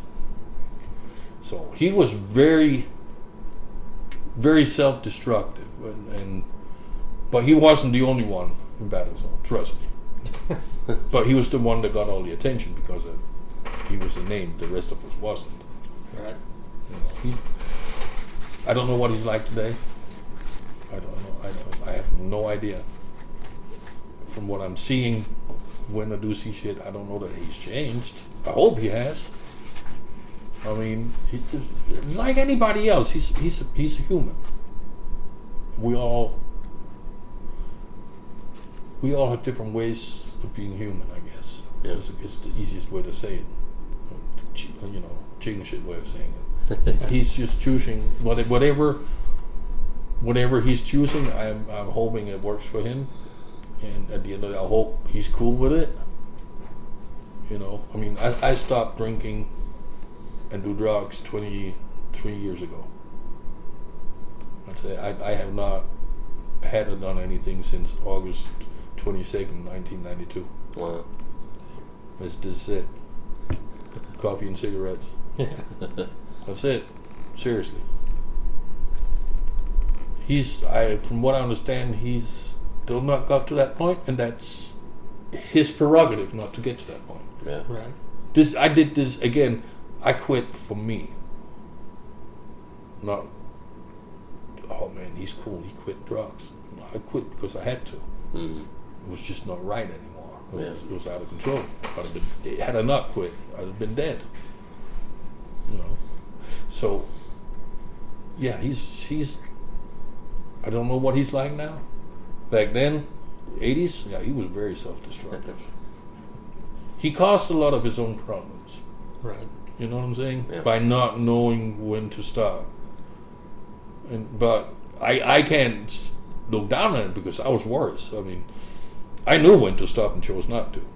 I was smart enough to know, dude, you're on the wrong path, son. You're going to really fuck up soon. And I was like, yo, about me, I give a fuck. The fuck do I care? Right?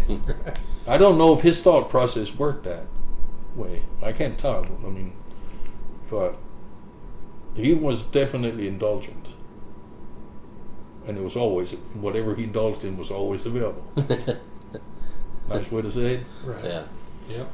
So he's a huge talent, and it's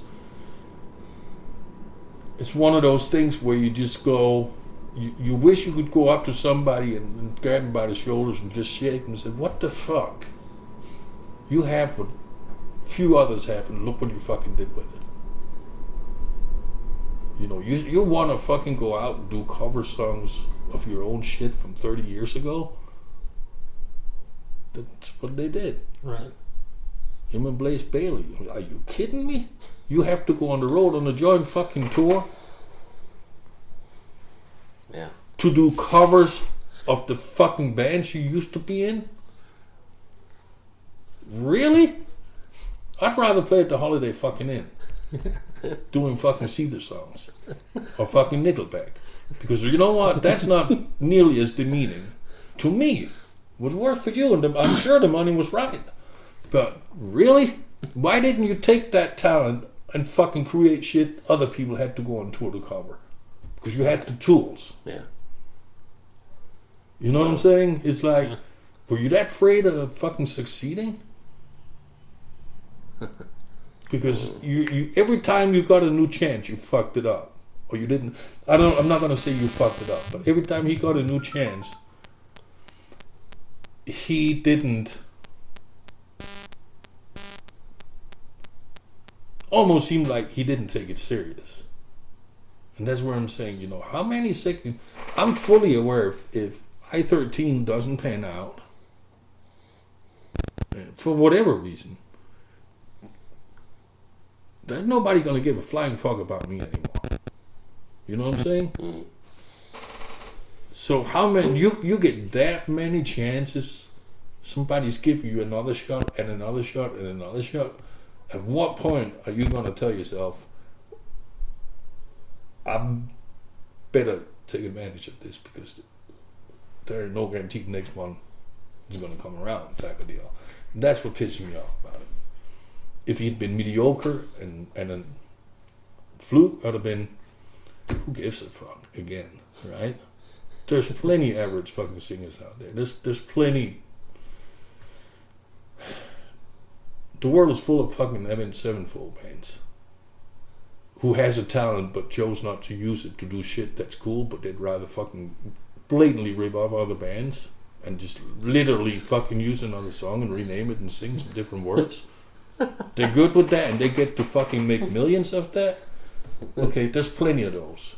There's nothing special about them in my book. They're douchebags now for what they do, not for what they originally were before they do. And then you have people with a very unique talent like Dianno, who his talent is his voice, right? I mean, it is very it's as distinctive, if not more so, than Bobby Blitz's. Because you hear Blitz, you know who the fuck you're listening to. Yeah. I don't care if you know the name of the band, but if you ever heard Overkill before, yeah, that's that. I heard that. I know who that is. I can't remember who the fuck they are, but I know, right? Dianno has the same. You hear Dianno, you know it's fucking Dianno you're listening to. There are not too many people that can do that, and as I said, there are not too many people that have had so many chances and overindulge every time to where it didn't go anywhere. So I'm trying not to be shitty, but it's kind of puzzling me because everybody who's involved in Battlezone, John Hurley is on my friends list. Pete West, bass player, is on my friends list. We talk. We go, how the fuck are we still here? Because we're not talking. We're talking serious shit. We're talking being involved with the wrong people in the wrong places and doing the wrong things. We're talking about having a coffee table, watching Super Bowl, and then I'm in Florida, have a fucking hotel suite full of drug dealers, having fucking edge to edge, linked to the table, fucking just lines, watching Super Bowl. Type of stupid shit. How the hell are we still alive? I don't know. But yeah, as I said, he was not the only one kneeling in front of that fucking table. But he was part of it. So I don't know what he's like. His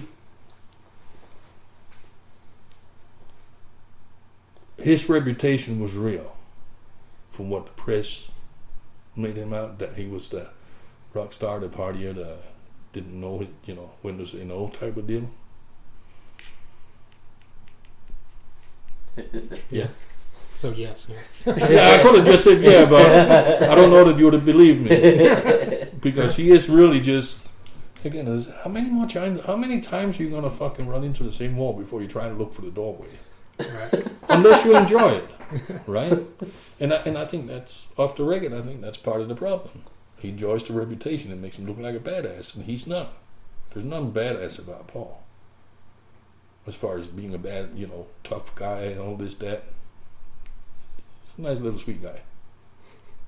There's nothing badass about him. You're not a fucking biker. You're not this. Yeah, you're cussing as Hell's Angels, whatever. But that's your cuss. It's not you. But it's one of those you get that. I was younger. I had a rep for being a stereotypical fucking drummer. Nutcase, crazy, partier. Yeah. I'm just, nothing was off limits. And it was true. I was like that, but I changed. Yeah. At some point, I realized, well, I wonder how many fucking pay periods I'm going to go without a check, because they're still recovering. They're still taking money out. They're still taking any money I get to pay for fucking hotels that were destroyed. I mean, how many rooms are you going to trash and pay for before you realize there's got to be a better way? There's got to be something that's just as fun but doesn't fucking cost me every dime I ever make, right? At some point you think, this ain't cool anymore, because it's actually costing me fucking something. It's not just a hangover. It's literally costing me everything. Yeah. That any dime I make goes to repay shit I ruined. The same with drugs. How many times you gonna ruin and lose your voice and get a reputation? The people won't fucking book you, because if you did too much coke the last couple of days, you're gonna get up and three songs into you said you can't sing. You sound like a frog on fucking acid because your voice is gone.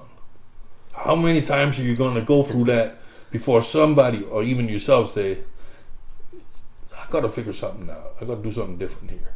And to me, he never did, because I think somewhere he might have liked the reputation kind of thing, because I didn't mind being called a fucking crazy motherfucker. I mean, SID is an acronym for Seriously Insane Dane, and it was well earned. There's a reason why Gustafson actually was the one who came up with that when I joined Overkill, but there's a reason for that. And I'm kind of proud of it. It was cool. I thought it was cool. Yeah. I look at my, I'm kind of pretty stupid at times, but at some point you get to, it's kind of not that cool anymore. There's more to me than just that. Whereas I don't know if that's the case with him. I mean, some of the old guys from Battlezone talked about it once in a while, just said, it's like he's fucking fertilizing, growing it, because that's what he wants people to think. Because we know him from, we were just sitting having a burger, bullshitting and listening to new songs. But no, you're not like that. Yeah. You're actually a nice guy. Why do you want people to think you're a badass? You can be badass. Go on stage, sing like a badass motherfucker. That you're not a badass guy. Why do you want that? And that's what to me it seems like. I could be wrong. I could say a lot of things I won't say because I don't want it to come out. Because I'm not into that. I'm really not. That's the past. It was a big part of my past. Yeah. Thanks. Yeah. It helped me along the way. I learned something. I did a lot of shit I shouldn't have done, but because I did a lot of shit I shouldn't have done, I learned not to do it again. Thanks, right? Yeah. I never wanted to come to America as far as music. If I hadn't been in Battlezone, I probably wouldn't have been on a U.S. tour and just called all up back in England and said, fuck, I'm gone, done. As soon as that last date, you ain't going to see my ass for shoe soles. I'm going to haul ass that way. I'm getting away from this. But that led to Overkill. So, again, I can't look back at it and say, that was bullshit. Because everything is a step on the way. Yeah. It's what you do with that step if you learn to take the next step or appreciate the previous step. And I don't think he did. Because as I said, I've never seen anybody get that many second chances. How can you still be in the news 30 years later? Yeah. You did one full-length album, right? Yeah. Two EPs or something like that. Yeah. How can you live off that and actually still probably somehow make money off it? That's your claim to fame? Yeah. How, for that matter, why am I still relevant? Because I did 3 albums with Overkill? Cool. They're great albums. They're big albums. That was what? Last one was released 24 years ago. Mm-hmm. Yeah. Right? Yeah. It's the power of music. Right? Yeah. It is. And it's really fucking creepy. Not creepy. It's really, it's humbling, but it's also really it's scary. You know what I'm saying? Because you realize people fucking remember. Whether they care or not, it don't matter. They remember. Yeah. Luckily, I haven't made that many, especially musically. I don't think I've made any missteps. Personally, of course, but you make them. They remember shit that they remember shit that you. Yeah, people don't forget. No, they don't. Especially this type of music, man. It's, yeah. It really is. We love our metal. Well, it is what they say. It's there. And I was unfair. I used to say it was just pertaining to Europeans. If somebody in Europe liked you, they're a fan for life. Yeah. I mean, there's people from that was with Overkill from the first fucking EP that's still every time they take vacations and trek through Europe with Overkill. They call skull crushes. They have fucking worldwide chapters. Yeah. And they're our age. Yeah. Overkill comes, they're just like, it's a family camping trip. Including the guys, I mean, it was like that when I was with them. It still is that way for Overkill. They hang with them. They're not, here's the band, here's the fans. They just fucking hang type of deal, right? Yeah. But what other kind of music could you see that? Yeah, I know. You're not gonna. Yeah, you don't see that for, pop or something. No. Because of the nature that there's no staying power. With these, and that's what I'm saying I'm lucky, I guess, because I don't feel musically I've made any real missteps. But if I had, they would fucking remember. That remind you every goddamn. They'd let you know. Oh, good lord! I never used to do interviews. Yeah. First of all, I was kind of like, along with Didi, we were like, why bother? You got Blitz. Yeah. That's what he lives for. Yeah. He's amazing at it. Yeah. It's. Yeah, I mean, he's hilarious. he's hilarious. Yeah. He's exceptionally clever. Yeah. He's a very smart person, and he's very articulate, very intelligent. But he's never boring, and he's never comes across. I mean, it's really rare you see Blitz. If you watch an interview, it's very rare you see him negative in any way. Mm-hmm. Even if it's a negative subject, he'll put it across to where he's just he'll make you feel like you know this dude for your whole life. Yeah. Even if you only met him 5 minutes ago. You know, and we were like, why bother? We go over here and fucking play Nintendo or something. Or watch movies and drink beer, whatever. And then like I was always too like, and then that's kind of an attitude I got from Beat. It's like, who the fuck want to hear what I have to say? Mm-hmm. You know, Yeah. I ain't got nothing. I mean, I can rant for hours without saying anything, just because I might have something opinion. I've got a million opinions. Yeah. Most of them don't coincide with most other people's. And the bad thing is, I'm very free about saying them, stating them. You know. Yeah. But in general, I don't really got anything people really want to hear. Yeah. You know. But now with this, and I keep telling Steve, you know, anything, get Bob do it.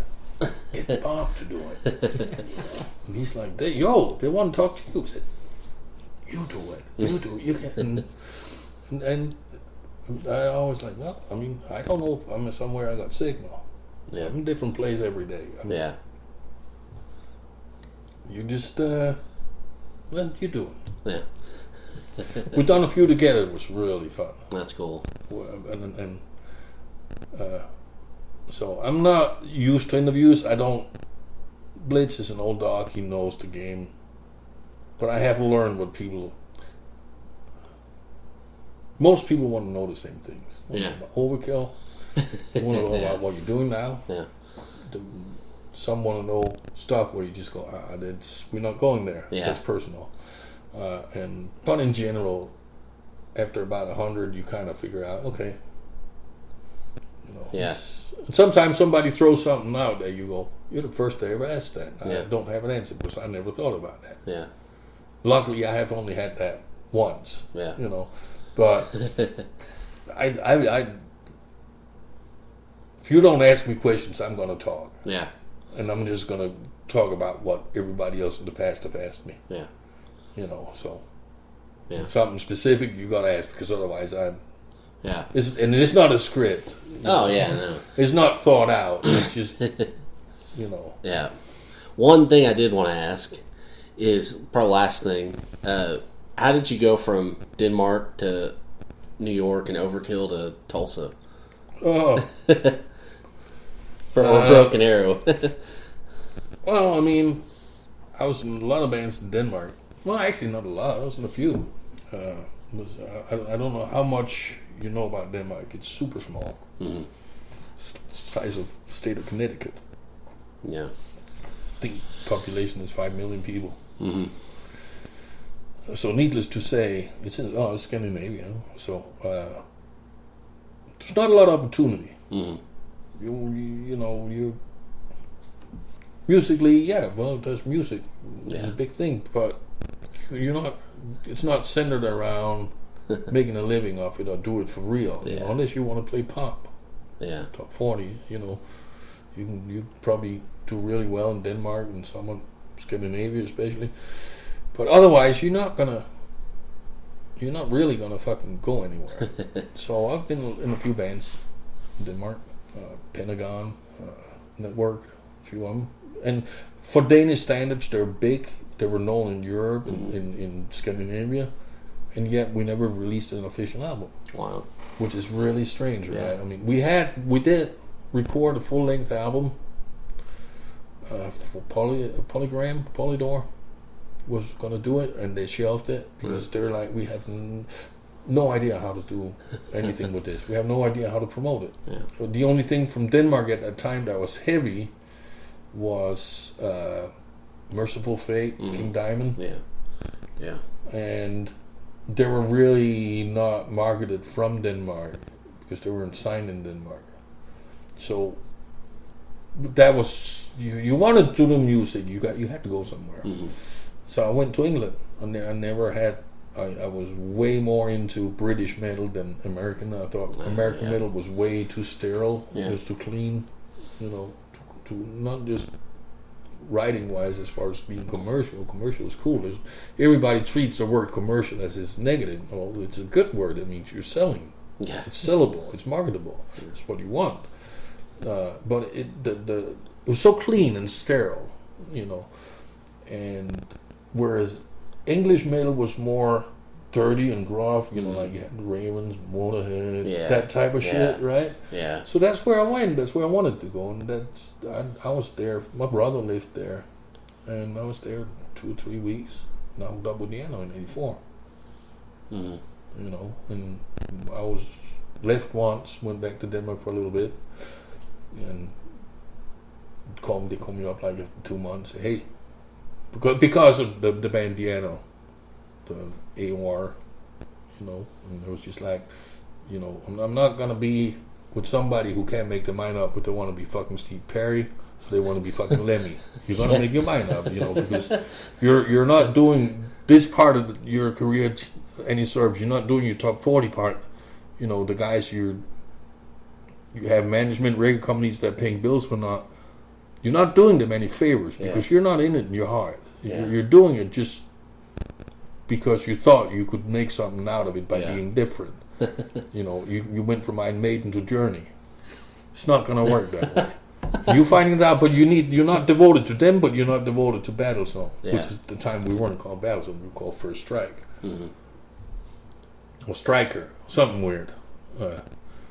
So I went back to Denmark, and they called me after 2 months. John Hurley, the guitar player, called. He actually, John Hurley was the one who founded the band with Paul originally. Mm-hmm. He said, hey, Dianno's no more. Wanted to come back. So I went back. The rest is almost history. And as I said,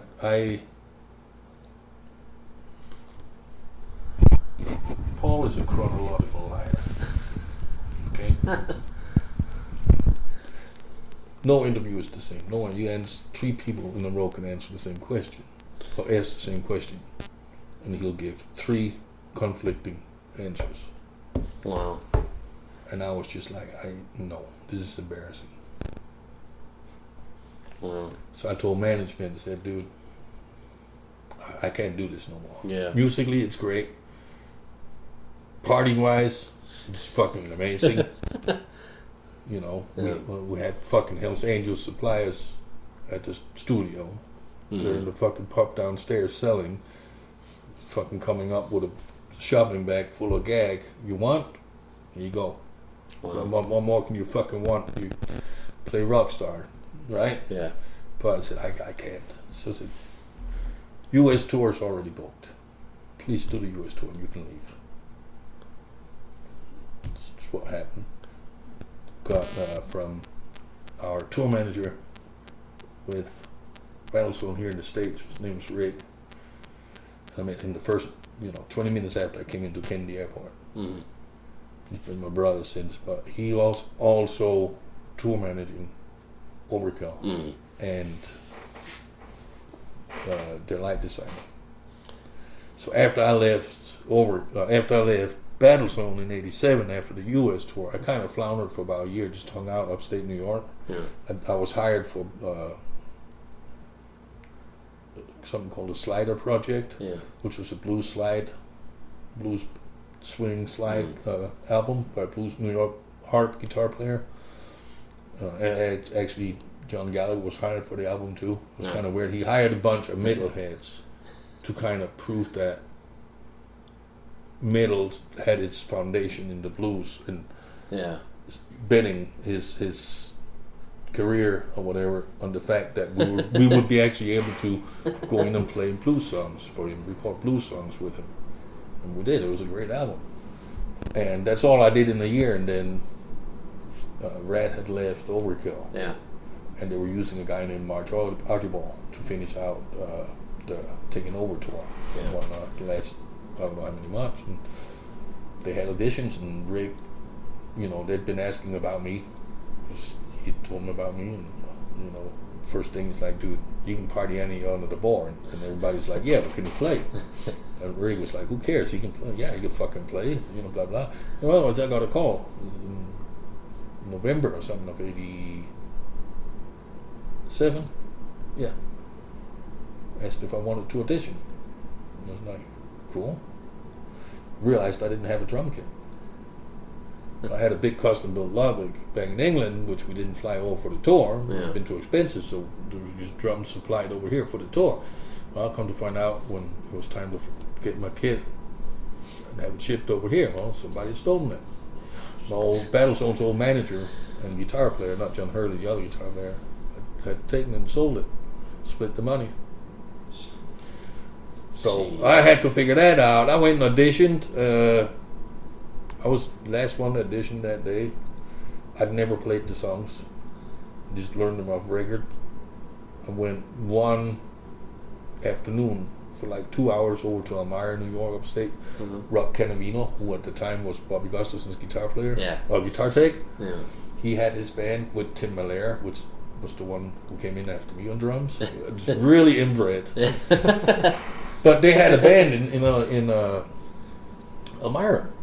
Yeah. And Rick had asked Rob, and because Rob was the guitar tech for Gustafson, he knew the songs enough, right? So he said, hey, I got Bob from Battlezone. They want to audition him, but he's never played the songs. He don't have drums. Could you come down and spend an hour or two just going over the 5 songs, and just so he gets to physically actually play them instead of just learning arrangements and whatnot. So I actually jammed like for 2 hours with Rob and went back down, auditioned, and they just said, yeah, there's people that knew the songs better. I said, but you have writing credits, you know, come recommended, blah blah. And I said, why didn't you know the songs better? I was like, I never played them. What do you mean?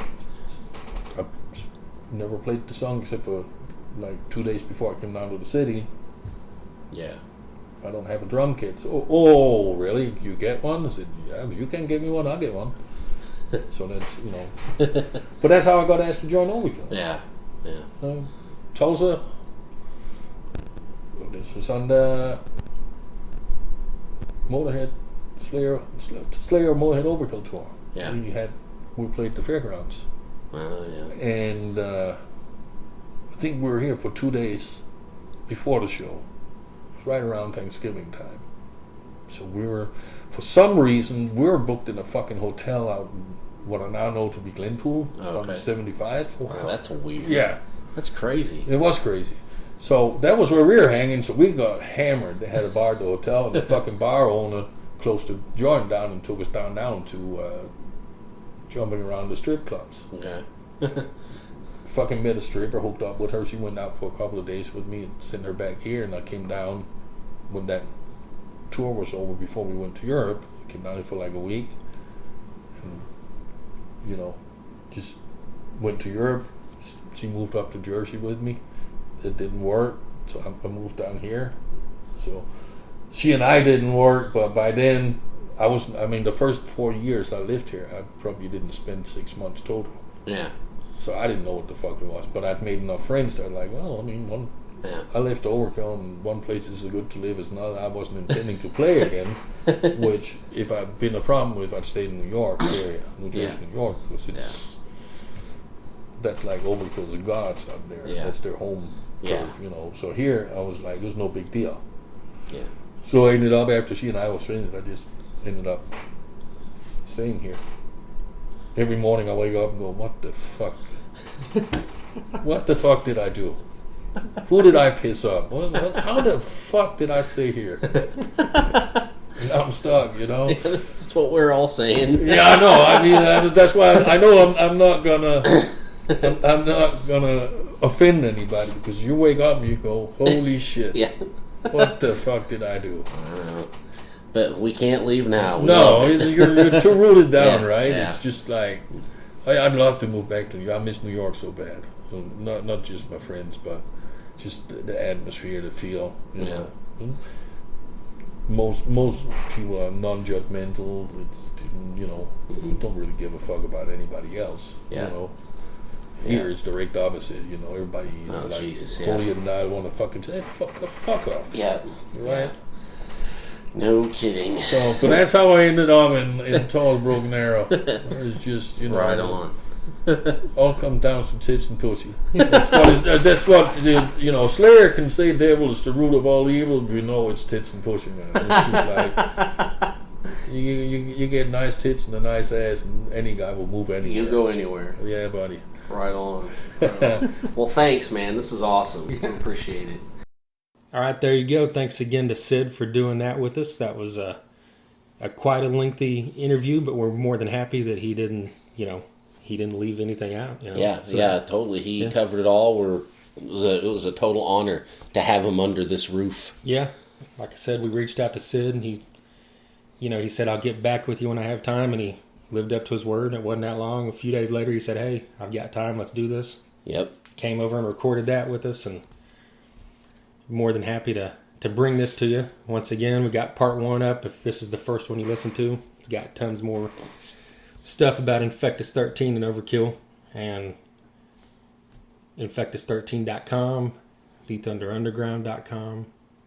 If you want to sponsor us, email us. If you want to, whatever, go back and listen to all our previous episodes. We've had ones with, like we said, members of Battlecross, Sons of Texas, Caroline Spine, Warrant, Dead Metal Society, Severmind, like we talked about on the last episode. Driver, yeah. Rocket Science, who Sid brought up in the episode. Jana, who worked on. That's right. I forgot that he talked about everything. Yeah, he covered it all, and he got into a little bit of a discussion about Jana and her contributions to the Infectus 13. Yes, so you can go back and check that out. That's actually like that was the first guest we had on besides our buddies. Yeah, just talking about random topics. The first people we interviewed was Jana and Scott from Rocket Science and Down for Five. So go back and check that out as well. And it's SoundCloud, Thunder-Underground. Subscribe to it so you don't miss any future episodes. Next week, a few days from now, we'll have one with Scattered Hamlet, which is a pretty good one because it's not just one member or 2 members of Scattered Hamlet. It's all 5 of them. All 5 of them, and it was a great time. Yeah, so that's a very cool one. If you're into that kind of music, which you should be, I don't know how to describe it. What do they call it? Honky tonk metal. There you go. Right. Yeah. Once again, thanks for listening. TheThunderUnderground.com, and we'll talk to you next time. See ya.